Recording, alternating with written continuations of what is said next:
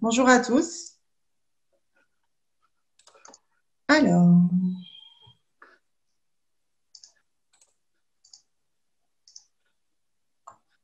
hop, hop. Donc l'objectif de la présentation aujourd'hui est de vous parler du guide d'utilisation du logiciel Remocra que nous avons mis en place au SDIS 89 et partagé à l'ensemble de la communauté de Remocra. Alors l'objectif de ce guide, nous sommes partis d'un constat. Nous avons fait l'acquisition d'un nouveau logiciel à destination de beaucoup d'acteurs différents qui auront quand même à intervenir sur le logiciel pour réaliser différentes actions de divers ordres. Et il nous semblait un petit peu compliqué de mettre un outil, un nouveau logiciel et manipuler un nouveau logiciel pour des personnes entre guillemets lambda ou en tous les cas qui n'ont pas l'habitude d'exploiter ni un logiciel et qui en plus ne connaissent peut-être pas forcément bien la thématique de la DECI. Donc, partant de ce constat-là, et également nous, pour avoir une bonne prise en main du logiciel OS10, nous avons fait le choix de créer un guide d'utilisation détaillé par action réalisable dans le logiciel, à la fois pour moi-même connaître le logiciel plus en profondeur, mes collègues pour qu'ils puissent l'appréhender et l'exploiter correctement au quotidien, mais également pour guider les personnes qui sont susceptibles de l'utiliser de manière très ponctuelle. Et nous pensons plus particulièrement soit au service instructeur ou au secrétaire de mairie ou aux mairies en tous les cas, pour qui finalement la DECI n'est qu'une petite partie de toutes les thématiques qu'elles ont à gérer au quotidien. Donc pour cela, nous avons réalisé un guide que je vous présente ici au format PDF et qui, pour information, en fait, a été reversé entre guillemets à la communauté et téléchargeable au sein de notre club utilisateur au format Word, donc exploitable, réutilisable en l'état ou en modification. L'objectif étant de pouvoir fournir un document commun à tous et exploitable par tout le monde. Donc, demain, si la communauté vient à s'agrandir, sachez que ce guide d'utilisation est accessible, exploitable par tout le monde. Pour information, vous aurez également le lien normalement à la fin de la présentation. Vous sera envoyé dans un second temps, mais ce guide d'utilisation au format PDF est également téléchargeable sur le site internet du SDIS, dans un espace réservé à la prévision. Donc, je vais vous présenter un petit peu le guide en lui-même. Donc, voilà, une préface. Et nous avons réalisé un sommaire de ce type-là.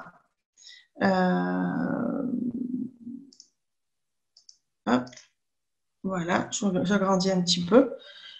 Où ce sommaire a deux objectifs. Donc, bon, évidemment, lister toutes les fiches, toutes les actions possibles que nous avons listées, en tout cas dans ce guide. Mais l'autre objectif est également de pouvoir cibler très rapidement, en fonction de l'utilisateur qui utilise le guide, quelles sont les actions qui sont réalisables par l'utilisateur. Je m'explique. Donc, vous voyez ici, par exemple, sur la première partie, nous avons utilisé quelque chose d'un peu plus générique. Nous avons fait une présentation un peu plus globale avec une première fiche sur la connexion, comment se connecter à la plateforme, une descriptive générale des modules, des généralités d'utilisation pour, encore une fois, des personnes lambda, comment fonctionnent les menus déroulants, etc. Et l'utilisation de la cartographie. Sur la partie de droite, vous voyez quatre items en bleu qui sont prévisionnistes, agents des centres d'incendie et de secours, responsables de la compétence des ECI et service instructeur. Le fait est qu'en fonction du profil de la personne qui se connecte au logiciel, elle aura la possibilité de réaliser, elle aura accès en fait à certaines fonctionnalités, mais pas à d'autres. Donc là, très rapidement, en un coup d'œil, si on souhaite pour la première fois se connecter à la plateforme, on sait qu'il faut se rendre à la fiche numéro 1 et que, bien évidemment, l'ensemble des 4 profils, des 4 acteurs ont la possibilité de pouvoir se connecter. Si je poursuis, dans la deuxième partie, c'est une partie plus de gestion des points d'eau. dans le 89, nous sommes orientés vraiment sur la partie gestion des PEI. J'ai reclassé par thématique tout ce qu'il est possible de faire. Je prends l'exemple ici, consulter une fiche de point d'eau, par exemple, la fiche numéro 7. Vous voyez, c'est le premier exemple ici où, si on regarde nos profils, le seul profil qui n'a pas la possibilité de consulter la liste, c'est un agent de centre d'incendie et de secours. Encore une fois, ce paramétrage est personnalisé par chaque SDIS et celui-ci reflète le paramétrage adopté par le SDIS 89. Alors, nous avons souhaité fonctionner par système de fiches, car lorsque j'ai commencé à rédiger le guide, je dirais un petit peu de manière classique, je me suis orientée vers le premier onglet, j'ai commencé à le décrire. Bon, voilà, on clique à tel endroit, ça permet de réaliser telle action. Au final, on obtient tel résultat. Puis, je me suis dirigée sur le deuxième onglet du logiciel. J'ai commencé à détailler à nouveau les différentes possibilités et finalement, je me suis rendu compte que sur le deuxième onglet, on pouvait arriver au même résultat ou à la même finalité, peut-être partiellement, par rapport au premier onglet. Donc, on a pris le parti de partir sur un système de fiches. Alors, je descends jusqu'à la première fiche. Voilà, par exemple ici, connexion à la plateforme. Vous avez systématiquement sur chaque fiche l'objectif de la fiche, donc là, très simplement se connecter au logiciel. Et vous avez ici de mentionner le nombre de méthodes possibles pour arriver à l'objectif de la fiche. Voilà, en l'occurrence, pour se connecter, évidemment, nous n'avons qu'une seule possibilité. Je vais prendre le cas d'une autre fiche. Alors, voyons voir, je déplace ici. Prendre le cas d'une fiche, la fiche numéro 3, non, je vais aller un petit peu plus loin. Par exemple, la localisation d'un point d'eau. Donc voilà, une personne qui souhaite se connecter au logiciel et localiser un point d'eau, en se rendant à la fiche, elle va très rapidement se rendre compte qu'il y a 4 possibilités, finalement 4 points d'entrée différents pour pouvoir localiser un point d'eau. Et ensuite, dans la fiche, sont détaillées chacune des méthodes. Donc, méthode numéro 1, dans le module concerné sur cet onglet-là, avec des systèmes de capture d'écran et des étapes relativement détaillées, nous avons pris parti de guider chaque utilisateur. Alors, de manière très, très simple, de manière à ce que toute personne, qu'elle connaisse le milieu des ECI ou pas, ou qu'elle soit à l'aise avec un outil informatique, puisse être autonome et se débrouiller en quelque sorte, pouvoir trouver la solution par elle-même. Voilà un petit peu le système du guide en lui-même. Un petit plus sur chaque partie, nous avons réalisé un petit descriptif, parce qu'encore une fois, les personnes extérieures aux SDIS ne sont pas forcément des professionnels de la DECI. Donc, pour chaque thématique, par exemple ici, en introduction de notre partie rechercher, consulter un point d'eau, nous avons fait très rapidement une petite définition d'un point d'eau, les différents domaines. On peut retrouver des points d'eau publics-privés, la classification. Donc voilà, on a essayé d'apporter quelques petites explications, on va dire minimales, pour que la personne puisse se retrouver, s'intéresser à la thématique. Voilà pour la partie guide d'utilisation. Comme vous l'avez vu dans le sommaire, notre guide aujourd'hui est découpé en 3 parties. Donc la première que je vous ai évoquée rapidement tout à l'heure, une partie un peu globale, devant ensuite la partie gestion des points d'eau, et nous retrouvons également en dernière partie l'application mobile que nous utilisons au SDIS 89. Demain, si vous avez la possibilité, si vous utilisez en tout cas peut-être Mocra pour des modules différents, il peut être intéressant de peut-être prendre ce guide et de venir compléter le guide par les différentes parties en fonction de vos utilités. Et si vous pouvez le reverser à la communauté, ça serait intéressant pour que tout le monde puisse en profiter également. Voilà. Je pense en avoir terminé avec la présentation. Ok, merci Meder. Oui, donc ouais.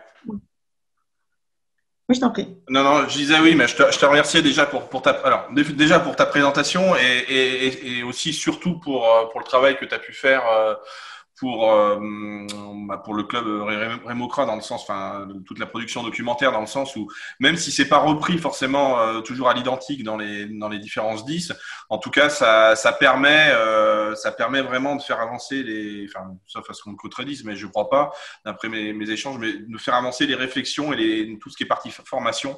Voilà, donc ça constitue un support de base en fait hyper important pour que les gens puissent démarrer les formations Rémocra et ou s'imprégner en fait du contexte Rémocra lors du déploiement des projets SDIS, quoi. Donc en fait ça rejoint, je dirais, la problématique de déploiement de Rémocra, dans le sens où cet outil-là, au même titre que les différents ateliers qu'on peut mener, en fait, alimente la compréhension du logiciel, pour pouvoir derrière le caler avec son propre fonctionnement. Donc ça, c'est vraiment important. Enfin, je sais qu'il y a beaucoup de SDIS qui nous ont dit, quand on déploie, j'ai récupéré la documentation du 89. J'ai pas forcément tout repris à l'identique, mais en tout cas, ça nous permet de préciser un certain nombre de choses et derrière de pouvoir faire les points de rapprochement ou au contraire les points de divergence. Parce que derrière, on l'a bien compris, Rémocra, c'est quelque chose qui se paramètre par SDIS, donc effectivement, certaines fonctionnalités ne seront pas là. Certains profils ne seront pas là, certaines fonctionnalités ne seront pas proposées pour certains profils, ainsi de suite, quoi. Donc l'idée, c'est vraiment de pouvoir faire caler l'outil aux besoins. Et donc, avec le travail que tu as fait, ça permet de faciliter ce travail pour les responsables en charge de la DECI, quoi. Voilà. Donc, merci pour ça. Après, le deuxième point que je voulais effectivement évoquer, c'est que cette documentation, elle doit vivre pour pouvoir suivre l'outil. Donc, voilà. Donc, là, dernièrement, il y a eu donc les grosses évolutions sur le secteur BSPP. Je ne sais pas si toi, Meder, tu avais envisagé de mettre à jour cette documentation, ou si tu sollicites les autres utilisateurs pour pouvoir rédiger ces fiches. Je ne sais pas comment vous avez prévu ça au SDIS 89. Alors, on a effectivement l'intention de mettre à jour les fiches. Alors, j'ai un collègue prévisionniste qui va devenir notre référent logiciel et qui, justement, pour se familiariser et pousser encore plus ses connaissances du logiciel, est en cours de rédaction des fiches sur la nouvelle version. Donc, nous allons passer sur la nouvelle version en fin d'année.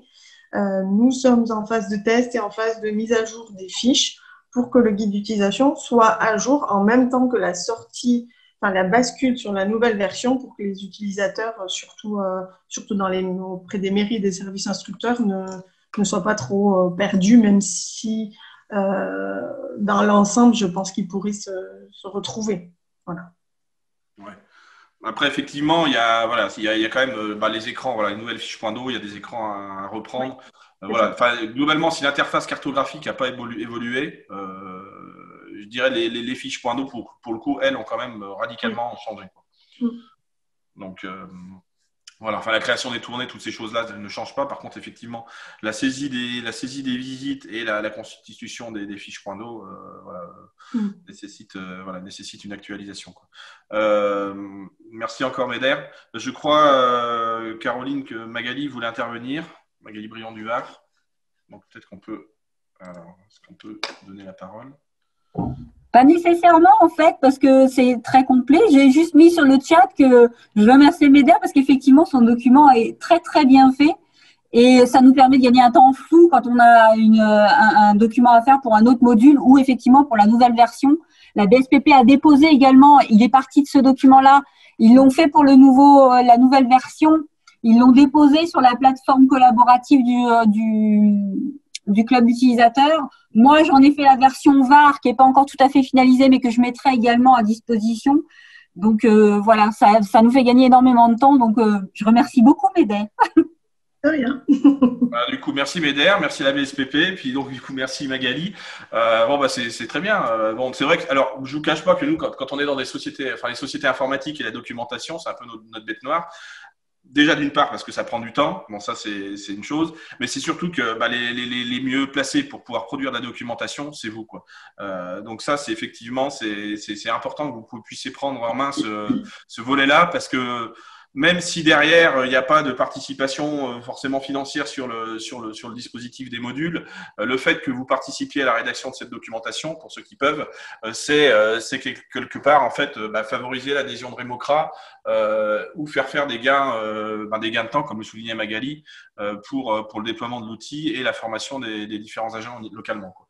Donc ça c'est vraiment important. Enfin, on le soulignera jamais assez, quoi, de pouvoir disposer d'un corpus documentaire. Nous, au niveau d'Atoll Conseil Développement, effectivement, on se charge de la partie rédaction, de la partie technique du dispositif. Comment est-ce qu'on fait? Donc ça, c'est disponible sur GitHub. Comment est-ce qu'on fait pour paramétrer ça.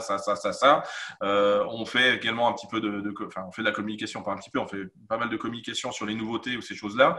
Mais effectivement, la partie maîtrise de l'utilisateur, c'est tellement lié au SDIS, au centre de service de secours et au contexte local que chacun doit s'approprier à tout prix cette partie documentation pour pouvoir asseoir ses formations.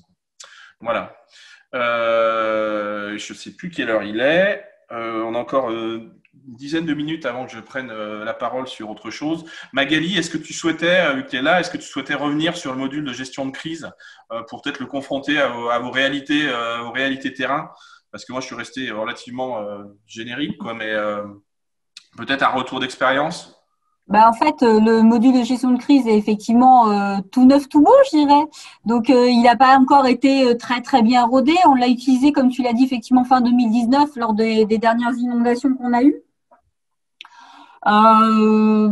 Écoute, nous, pour l'instant, il nous a permis effectivement de partager alors, effectivement, ce n'est pas une CITAC complète, mais une SOP, en fait, une situation opérationnelle partagée. Et puis, ça nous a permis de le partager avec toutes nos salles opérationnelles, puisqu'on est divisé en 3 CODIS, CRO et centres de gestion des interventions qui sont séparés physiquement, vraiment, qui sont dans des villes différentes. Donc, ça, c'est une particularité du Var. Ils l'ont eu jusqu'en préfecture. Après, il faut qu'on teste encore bien la mise en commun avec les communes concernées. Ça, on n'a pas pu le tester bien encore. Et puis, bon, à l'usage, il y aura des petites améliorations à faire, bien entendu. Il y a ça, il y avait aussi le câblage, on n'a encore pas pu le finaliser, mais le câblage avec les remontées d'intervention de votre système de gestion opérationnelle. Oui, tout à fait. Donc voilà, il y a encore quelques petites choses à perfectionner, mais voilà. En tout cas, ça nous a bien servi, même en l'état, quoi. Bon, c'est essentiel. Ok. Je ne sais pas s'il y a des gens on peut peut-être faire une petite partie là. On a 5 minutes avant d'arriver, même 10 minutes avant d'arriver sur les nouveautés. Je ne sais pas s'il y en a qui souhaitent prendre soit la parole pour témoigner, parce qu'on était dans la partie témoignage. Donc sur le déploiement de Remocra chez eux, sur la conduite de projet. On avait potentiellement, normalement au début, on devait avoir une intervention sur la manière de déployer Remocra, comment était perçu le déploiement de Remocra dans les SDIS. Donc je ne sais pas s'il y en a qui souhaitent participer parmi ceux qui sont équipés, ou s'il y en a d'autres qui ont déjà des questions qu'ils peuvent poser sur cette première partie de la matinée. N'hésitez pas. Alors, je ne sais pas. J'ai vu qu'il y avait le 42, sans vouloir les solliciter. Monsieur Tessier, je ne sais pas si vous êtes là. Oui, je suis là. Alors, est-ce que vous pouvez témoigner sur si je peux vous demander d'intervenir sur la partie déploiement de Remocra, les ateliers, un petit peu comment ça se fait? Est-ce que, si vous… Oui, pas de souci. Alors, j'excuse Laura Laura Balti qui est plus à même de répondre puisque c'est elle qui a plus géré le projet. Moi, j'ai suivi un petit peu de plus loin, mais globalement, voilà, le déploiement c'est très bien passé nous concernant sur la base, comme vient de l'expliquer Cédric, d'ateliers thématiques. On a travaillé sur différents domaines. Sur la partie technique, la partie reprise de données, les interfaces avec notre SIG, donc les différents flux. Après, on a fait des ateliers plus spécifiques en lien avec l'interfaçage SGO, avec Artemis de notre côté. Voilà, donc on va dire il y a vraiment une démarche itérative qui est faite en lien avec Atoll, donc sous la forme d'échanges en permanence, notamment au travers de l'outil suivi des questions, incidents, éventuels, évolutions Redmine, qui permet donc d'échanger de manière très très interactive avec les consultants côté Atoll. Donc voilà, à nous, élément très positif. Aujourd'hui, l'outil est bien installé chez nous. On est plus aujourd'hui dans la réflexion de comment bien valider et consolider notre référentiel. Donc plus voilà, dans les perspectives que l'on a pour l'année qui va venir, ça sera plus sur l'intégration avec nos partenaires qu'on n'a pas ouvert, contrairement peut-être à d'autres SDIS. Hein. Là, actuellement, notre plateforme n'est pas ouverte aux partenaires. C'est un des objectifs peut-être 2021, on va voir en fonction de notre feuille de route. Voilà, mais surtout, ce qui est intéressant, c'est que par rapport aux SDIS qui ne sont pas forcément encore utilisateurs, c'est qu'on peut vraiment avoir une démarche itérative et commencer avec une approche purement interne, prévision, SIG, ou aller vers des choses plus ambitieuses à terme. Donc, c'est l'un des gros intérêts de l'outil, c'est qu'il est très, très modulaire et qu'on peut vraiment avoir une démarche itérative dans la construction du fonctionnement. Sachant que nous, pour l'instant, nous ne sommes que sur la partie hydrant et que, comme l'a dit à un moment Monsieur Siza, voilà, il y a eu une démonstration ou c'est Cédric, je ne sais plus, démonstration de la partie gestion de crise. C'est peut-être quelque chose qui sera envisagé dans le futur au sein du système. Ok, merci Frédéric pour ce témoignage. C'est comme tu le disais, voilà. L'idée, c'est que l'outil, effectivement, on a un outil modulaire, donc ça veut dire qu'il dit modularité, dit nécessité d'accompagnement pour savoir coller au plus près aux besoins des utilisateurs, même si effectivement on est Remocra est quand même principalement utilisé, pour la plupart, pour son module DECI. On avait le VAR effectivement, on a le VAR qui l'utilise pour beaucoup d'autres choses, même les obligations légales de débroussaillement, hein, qui relèvent pas forcément du SDIS, mais qui avec à travers le conseil départemental qui a souhaité justement profiter de cette plateforme Remocra pour pouvoir proposer ce module. Donc voilà. Et puis d'autres SDIS qui nous rejoignent, le SDIS 66 qui est là, qui va aussi petit à petit, en fait, qui commence avec la DECI, mais qui a vocation à pouvoir déployer les autres modules, quoi. Donc derrière, il y a toute cette partie, entre guillemets, adhésion de l'outil et paramétrage et réflexion par rapport au processus métier. Donc toute cette partie-là, si vous voulez, l'outil est gratuit. Par contre, effectivement, toute l'intelligence, les échanges qu'il y a menés entre les équipes d'Atoll et les équipes des SDIS. Alors quand je dis SDIS, c'est au sens large, hein, j'inclus la BSPP, même si c'est pas un SDIS, hein, qu'on soit bien d'accord.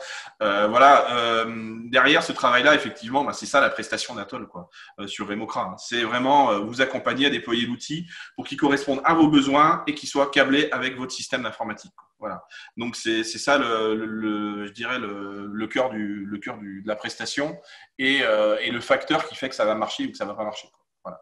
Donc même si des fois en fait ça fait mettre au jour peut-être des réajustements de processus ou des choses comme ça, quoi, qui n'avaient pas forcément été imaginées, mais en déployant l'outil on s'aperçoit ça peut être optimisé sur certains aspects. Donc c'est vraiment tout ça la démarche, quoi, d'accompagnement de déploiement de Remocra chez vous, quoi. Voilà.